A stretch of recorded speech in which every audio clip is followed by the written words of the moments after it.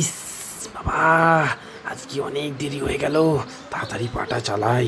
ঠিক সময় গিয়ে না পৌঁছতে পারলে কি যে হবে। ভেতরে আসতে পারি? আরে তুই, হ্যাঁ হ্যাঁ হ্যাঁ, ভেতরে আয় ভেতরে আয়। আরে দাঁড়িয়ে কেন, বস, এসে বস। কিরে, হঠাৎ ডাকলি?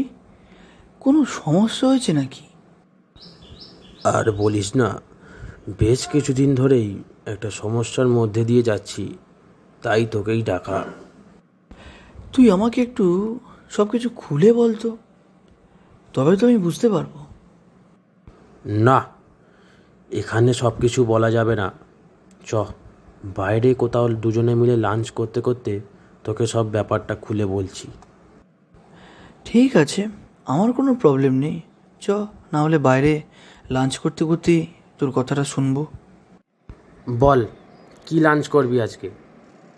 তুই লাঞ্চের কথাটা ছাড়, তুই কতক্ষণে তোর কথাটা বলবি আমি সেই অপেক্ষাতেই আছি। আচ্ছা চল। এবার পুরো ব্যাপারটা বল তো। আসলে বেশ কিছুদিন রাতে আমার ঠিক ঘুম হচ্ছে না। তোকে কি করে যে বুঝিয়ে বলি, এক অদ্ভুত শব্দে জানিস তো আমার ঘুমটা না ভেঙে যায়।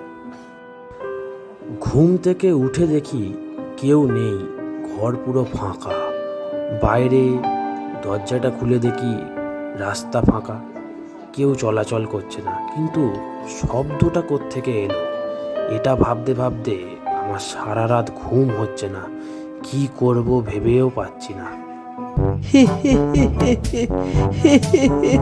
আরে পাগলা, তুই আমার সঙ্গে মজা করার জন্য এখানে ডাকলি? আরে ভাই, চিল কর, কোকা কোলা খা, মাথা ঠান্ডা কর, আর সব ভুলে যা। আমি তোর সাথে কি মজা করছি? এই তুই আমার ভালো বন্ধু, তুই এটাকে মজা বলে মেনে নিলি? আমি কিন্তু তোর কাছ থেকে এটা আশা করতে পারিনি।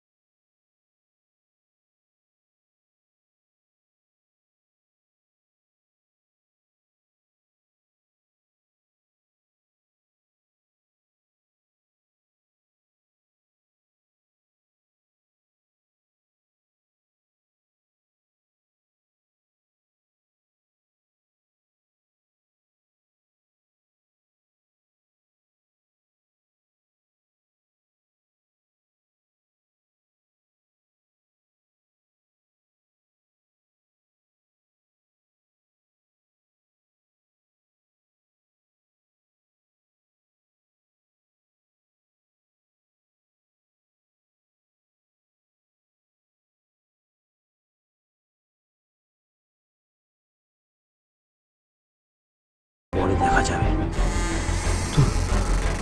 তুমি তুমি কে? কে তুমি?